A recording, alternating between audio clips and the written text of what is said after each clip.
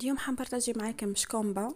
يعني احنا في الشرق نقولوا لها شكومبا، ما باليش مع كل منطقة واش تقولوا لها. جاي تبنين عسل على طريقتي. اذا حابتها تجيك كيما تاعي تابعي معي طريقة للاخر.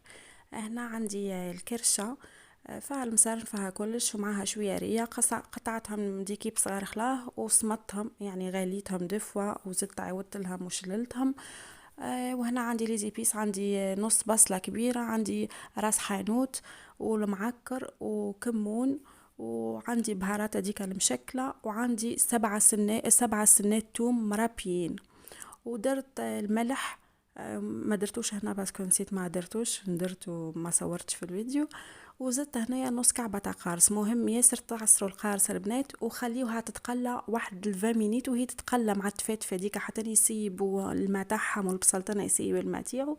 ومن بعد امرقاها، مرقتها هنا ونغطاها نخليوها حتى تنشف خلاه، تنشف الماء هذاك كامل ينشف خلاه.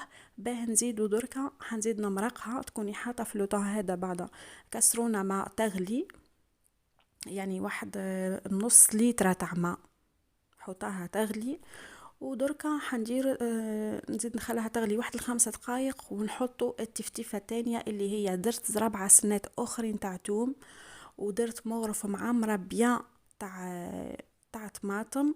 اللي تحب تعملها بطماطم كعب تعملها، باسكو الوقت هذا دركا فضت الوقت الطماطم وتلقيها حامضه، عاديك عملتها بطماطم هادي تاع البيض.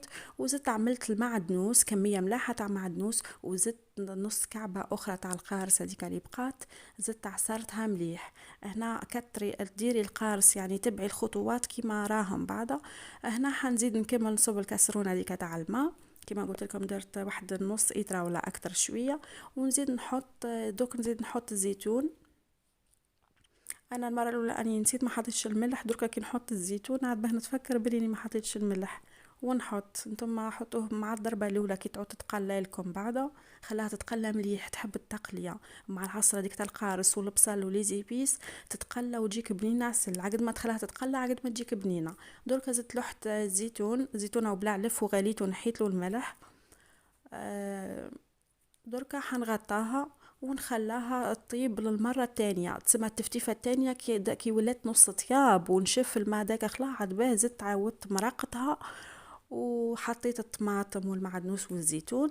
دركا هنا اي طابت الكرشة تاعي، ما تديلكش وقت ياسر خلاها عاديك ما درتهاش في لاكوكوت انا تاع الغنمي، ما تديش الوقت تطيب في ساعة، دات لي واحد الساعة و10 دقايق هكاكا طياب مع التقلية، واحد تقولي واحد ساعة وربع. دركا حنزيد نخليها تلبي شوية. هنا سي بون، انا حنطفي عليها ونشوفوها في طبق التقديم. شوفوا جات البنات، جات بنينة عسل، ما تفهمها تقولي توكلي في الكمونية تحسي بلي توكلي هكا في حاجة معمرة كبدة، ما تحسيش خلاص بلي توكلي. يعني الناس اللي ما يحبوش طعمة الغنمي والحوايج هذوما تاع الكبش ولا يعافوهم الطريقة هذه ملاحة، وجربوها وخليولي أراكم في التعليقات.